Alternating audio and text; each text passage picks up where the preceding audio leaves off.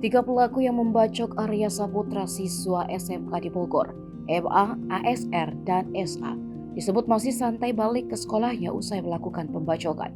Korban kala itu hendak menyeberang di Simpang Pomat, Kecamatan Bogor Utara, Kota Bogor. Ia mengalami luka terbuka pada bagian pipi hingga leher, bagian kirinya yang diayunkan oleh ASR yang duduk di tengah motor.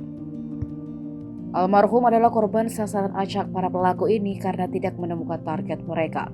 Aksi pembacokan terhadap Arya Saputra ternyata karena terprovokasi sebuah unggahan di media sosial. Tanpa pikir panjang, ketiga remaja itu pun melakukan serangan acak usai mencari-cari sang provokator yang tidak ketemu. MA dan SA lalu mengaku mereka langsung kembali ke sekolah usai melakukan aksi pembacokan terhadap Arya Saputra.